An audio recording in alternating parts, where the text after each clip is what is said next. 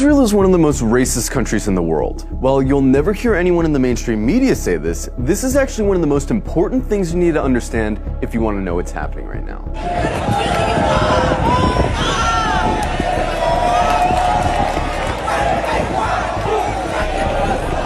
From its inception, the whole idea of Israel as a country was based on racism. Israel was conceived as a Jewish state, and while there's nothing wrong in principle with Jews having a homeland, the problem is that they insisted that that homeland had to be in Palestine, which already belonged to someone, the Palestinians. The slogan of Israel's founders was a land for a people without a land. But deep down, they all knew that the only way to have a Jewish majority in Palestine, an Arab country, was to expel the Arabs. One of the founders of Israel, Yosef Weitz, wrote, "There's no room in the country for both peoples. There's no way but to transfer the Arabs from here to neighboring countries." Israel was quite literally founded by expelling and massacring hundreds of thousands of Arabs in a years-long process called the Nakba. And when you found a country based on racial exclusion, you're gonna get a culture that fosters and celebrates racial exclusion. Because countries that commit terrible atrocities rarely acknowledge committing those atrocities. And the presence of Palestinians who remained in Palestine became a constant reminder, not only of the violence that founded Israel, but of the constantly looming threat that they might come back and try to reclaim their land. Every day you can find videos coming out of Israel showing Israelis calling for all Arabs to die,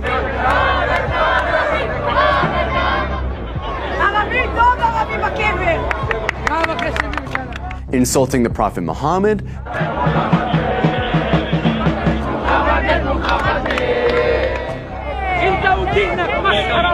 desecrating mosques, spitting on Christians, mocking and celebrating the murder of Palestinians, committing violent hate crimes against Palestinians, watching Gaza get carpet bombed from a cliffside for entertainment. But don't just go off these anecdotes.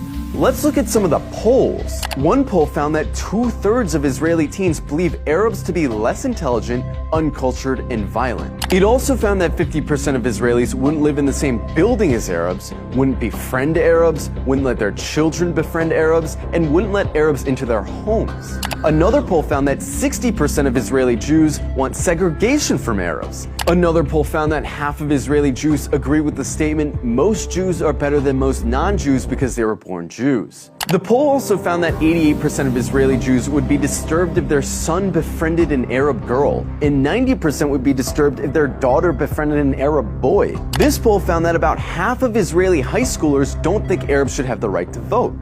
Another poll showed that almost half of Israeli Jews don't want Arabs teaching their kids. Not only are these views widely held in Israeli society, they're also represented in government, which codifies these sentiments into law. For example, Israel has a law that says if an Israeli marries a Palestinian, or someone from several other regional Arab states, that person isn't allowed to move in with said Israeli. This law was passed in 2003, but it's been renewed every single year since. Israel also doesn't allow interreligious marriage to be performed in the country, which is meant to deter Jews from marrying non-Jews. In 2018, Israel passed the nation-state law, a law which has constitutional status, which says the right to exercise national self-determination, i.e. have rights, is the exclusive right of Jews, no one else. There's also the Nakba law, which makes it illegal to acknowledge the Nakba, the expulsions of Palestinians that were needed to found Israel. This would be like passing a law to make it illegal to talk about indigenous genocide or slavery in America. There's also the Admissions Committee law, which basically allows towns to operate panels that deny applications for entry based on socio-cultural compatibility, which essentially just legalizes racist housing discrimination. In Israel, advocating genocide of Palestinians doesn't hurt your chances of holding a high position in government.